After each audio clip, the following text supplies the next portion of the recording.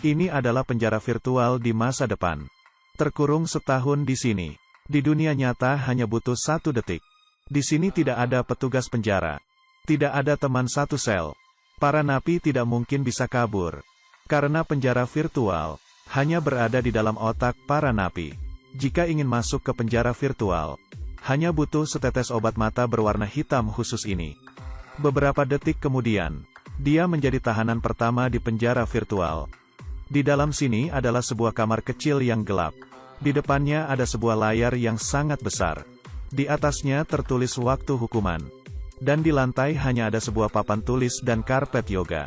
Dia membuka laci. Di dalamnya ada beberapa botol air dan makanan kaleng. Dan beberapa peralatan kebersihan. Hari pertama, dia berolahraga untuk menghabiskan waktu dengan penuh percaya diri. Lalu memakan semua makanan untuk menambah nutrisi. Lalu mulai menulis buku harian dan berhitung untuk menjaga kewarasannya. Tidak tahu sudah berlalu berapa lama. Layarnya tiba-tiba berubah menjadi merah. Dan nomor di layar berubah menjadi 002. Semua peralatan di dalam sel penjara diatur ulang dalam sekejap.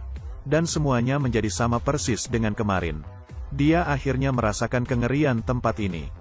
Dan mulai mencari jalan keluar. Tetapi setiap sisi hanya ada tembok. Bagian dalam lubang ventilasi juga hanya ada kegelapan.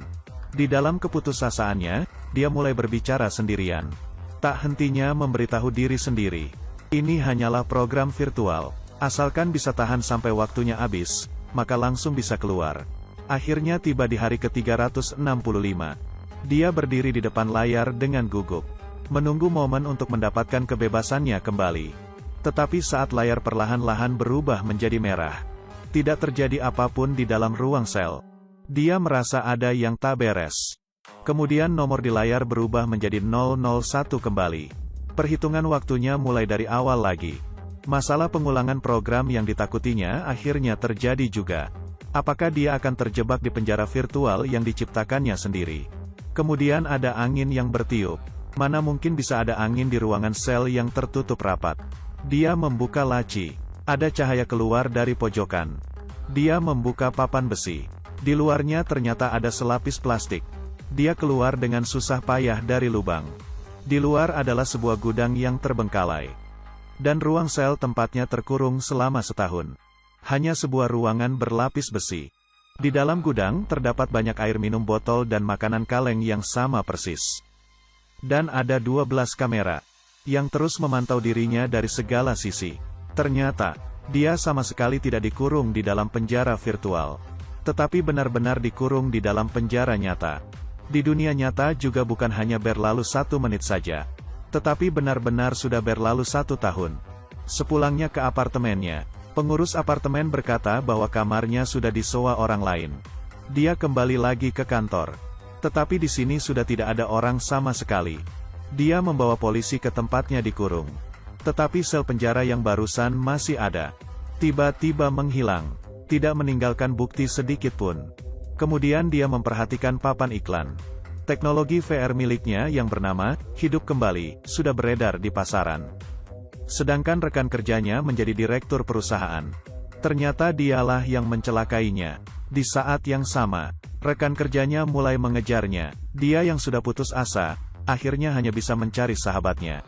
Dan dia baru tahu, kekasihnya tidak meninggal. Dan semua ini adalah konspirasi rekan kerjanya. Untungnya dia belum menyerahkan kode inti dari teknologinya. Mereka datang ke kantor pusat, Hidup Kembali. Dan mengambil kembali hard disk yang berisi kode aslinya. Akhirnya dia bisa tenang kembali. Ternyata selama setahun dia dikurung. Dia terus menulis kode program yang bisa membangunkan adiknya. Dia langsung membawa obat mata ke rumah sakit. Tidak lama kemudian, adiknya membuka matanya perlahan-lahan. Tetapi, belum sempat dia merasa senang. Adiknya tiba-tiba kejang-kejang. Dia mulai tenggelam kembali. Seperti yang diketahui, 1 menit di dunia nyata sama dengan 1 tahun di dunia virtual. Sekarang, adiknya sedang mengalami siklus kematian terus-menerus di dunia virtual. Melihat adiknya begitu menderita, dia mencabut tabung oksigen dengan hati yang berat. Kemudian dia mendengar ada orang yang memanggil dirinya. Hal-hal dari kenyataan dan virtual muncul bergantian di matanya. Dia menyadari dengan ngeri. Ternyata dirinya selama ini masih berada di dunia virtual. Di dalam kegelapan, dia melihat asistennya mengeluarkan obat penyadar. Detik selanjutnya, dia terbangun di bangku uji coba di kantornya. Dan segala yang dialaminya selama ini hanya berlalu 8 menit di dunia nyata. Ternyata saat itu dia benar-benar masuk ke penjara virtual. Hanya saja, setelah hitungan waktunya selesai, dia tidak terbangun. Tentang dicelakai oleh rekan kerjanya.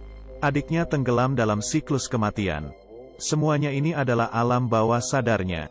Dan kekasihnya benar-benar sudah meninggal. Dia akhirnya mengerti sekarang, kenapa ayahnya terus menentangnya untuk meneliti VR.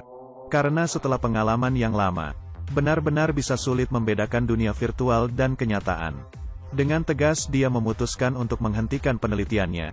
Rekan kerjanya marah, bertanya padanya, sebenarnya apa yang telah dialaminya. Tetapi dia tetap menarik teknologi buatannya itu. Kemudian rekan kerjanya menyadari, dia pernah kabur dari penjara di dunia virtual. Bahkan dia berinteraksi dengan orang lain. Dia sangat bersemangat, karena ini adalah fitur baru yang selalu diimpikan oleh keduanya. Dunia virtual interaktif. Rekan kerjanya berharap dia bisa masuk ke dunia virtual lagi untuk melengkapi datanya. Tetapi setelah mengetahui kengerian dunia virtual, dia langsung menolak. Kemudian rekan kerjanya dengan paksa meneteskan cairan tes ke matanya. Dia kembali memasuki dunia virtual. Tetapi dia yang sudah punya pengalaman, kali ini hanya menggunakan 10 hari, terbangun kembali dengan mengandalkan kesadaran diri yang kuat. Dia memanfaatkan waktu rekan kerjanya tidak siap diri, mengoleskan obat mata tes itu ke dalam matanya. Dia ingin membuat rekan kerjanya merasakan juga kengerian dunia virtual. Pertama kali masuk ke penjara virtual, rekan kerjanya ketakutan. Tubuhnya di dunia nyata segera mulai kejang-kejang. Tetapi dia tetap menunggu sampai hari ke-365 dengan kejamnya. Baru menyuntikkan obat penyadar kepada rekan kerjanya. Rasa ketakutan di matanya tak kunjung hilang. Rekan kerjanya akhirnya merasakan kengerian teknologi ini. Tidak lama kemudian dia datang ke rumah sakit, menghentikan alat pendukung kehidupan adiknya, agar dia bisa mendapat ketenangan. Akhirnya dia melepaskan obsesinya untuk menyelamatkan adiknya. Dan rekan kerjanya juga meninggalkan proyek VR-nya.